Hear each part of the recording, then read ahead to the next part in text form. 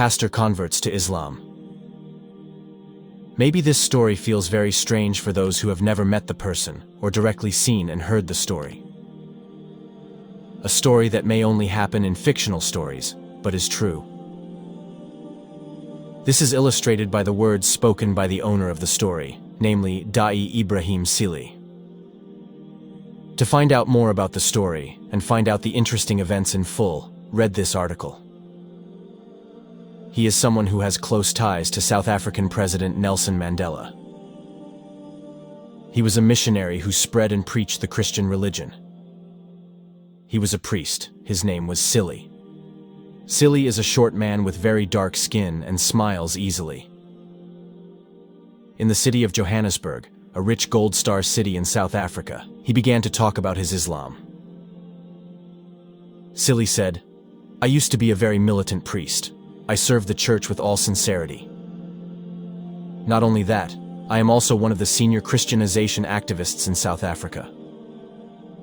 Because of my great activity, the Vatican chose me to run the Christianization program that they subsidized. I took the Vatican funds that came to me to run the program. I use all means to achieve my targets. I made various regular visits to madrasas, schools located in villages and in remote areas. I provide these funds in the form of donations, gifts, alms, and gifts so that I can achieve my target, namely converting people to Christianity. The church bestowed these funds on me so that I became a rich man, had a luxurious house, car, and a high salary. My position skyrocketed among other pastors. One day, I went to the market center in my city to buy some gifts. That's where change begins. At the market, I met someone wearing a skull cap. He sells various gifts. At that time, I was wearing the white priest's robe, which is our trademark. I started haggling over the price mentioned by the seller. From here, I found out that he was a Muslim. We call the Islamic religion in southern Africa the religion of the Arabs. We don't call it Islam. I also bought various gifts that I wanted. It is difficult for us to ensnare straight people and those who are consistent with their religion, as we have succeeded in deceiving and converting poor Muslims in South Africa.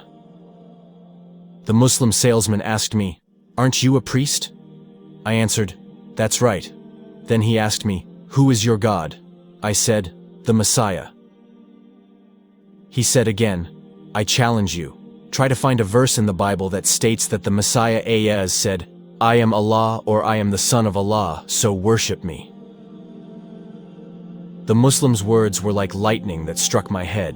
I can't answer that question. I tried to open my notes again and look for them in the Bible and other Christian books to find a clear answer to the man's question. But I didn't find it.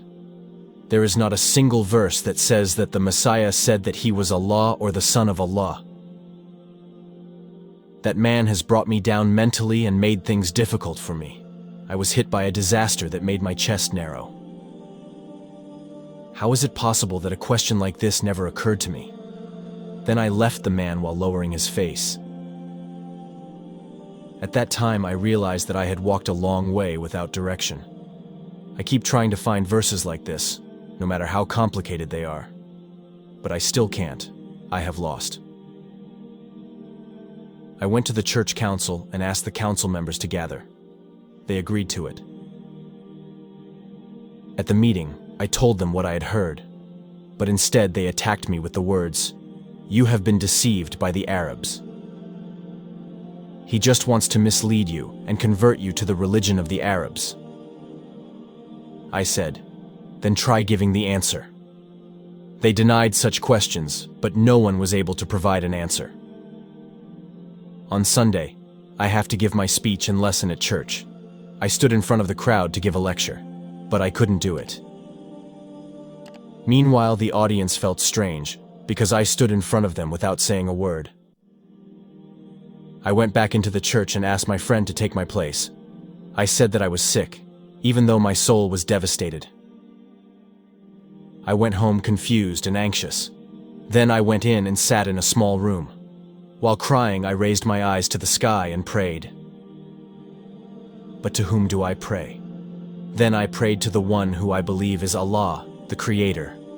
O my Lord, O the one who created me. Indeed, all doors have been closed before me except yours. Don't prevent me from knowing the truth, which is right and what is right. Where is the truth? Oh my God, don't leave me in doubt. Show me the right path and guide me to the right path. Then I fell asleep. In my sleep, I saw myself in a very large room. There was no one in it except me. Suddenly, in the middle of the room, a man appeared. The person's face was not very clear due to the gleam of light radiating from him and from his surroundings. But I am sure that the light emerged from that person. The man beckoned to me and called, "Oh, Ibrahim!" I turned around to find out who Ibrahim was, but I didn't find anyone in the room. The man said, "You are Ibrahim. You are the one named Ibrahim. Aren't you the one who asked Allah for guidance?" I answered, "That's right." He said, "Look to your right." So I looked to the right, and it turned out there was a group of people carrying their belongings wearing white clothes and white turbans. "Follow them, so that you may know the truth," the man continued. Then I woke up from my sleep. I felt a joy come over me. But I still couldn't find peace when the question arose, where the group I saw in my dream was located. I am determined to continue by traveling in search of the truth, as indicated in my dream. I believe this is all guidance from Allah subhanahu wa ta'ala. Then I asked for time off work and started going on a long journey, which forced me to go around several cities looking for and asking where people wearing white clothes and turbans were. My journey and search have been long. Every time I meet Muslims, they only wear trousers and skull caps. Until finally, I arrived in the city of Johannesburg. There I went to the reception office of the African Muslim Institute. At the house, I asked the reception staff about the congregation, but he thought I was a beggar and gave me some money. I said, "This is not what I asked for. Don't you have a place of worship close to here? Please show me the nearest mosque." Then I followed his directions, and I was surprised to see a man dressed and wearing a white turban standing in front of the door. I was very happy, because the characteristics were the same as those I saw in my dream. With a flowery heart, I approached the person. Before I said a word, he first said, "Welcome, Ibrahim." I was shocked to hear that. He knew my name before I introduced him. Then he continued, "I saw you in a dream that you were looking for us. Do you want to seek the truth? The truth is in the religion that Allah approves of His servants, namely Islam." I said, "Right. I am looking for the truth that has been shown by the shining man in my dream, so that I follow a group of people who are dressed like the clothes you wear." "Do you know who the man I saw in my dream was?" He answered, "He is our Prophet Muhammad, the true prophet of the Islamic religion, Rasulullah sallallahu alaihi wasallam." It's hard for me to believe what happened to me, but I immediately hugged him and said to him, "Is it true that this man is your apostle and prophet who came to show me the true religion?" He said, "That's right."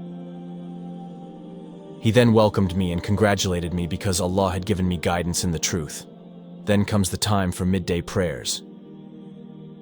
He invited me to sit at the back of the mosque and he went to pray with the other congregation. I noticed that many Muslims wear clothes like the ones he wears. I saw them bow and prostrate themselves to Allah. I said to myself, "By Allah, this is the true religion." I have read in various books that the prophets and apostles placed their foreheads on the ground prostrating themselves to Allah.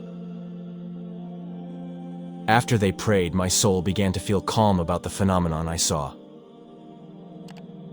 I said to myself, "By Allah, Allah subhanahu wa ta'ala has shown me the true religion. A Muslim called me to announce my Islam."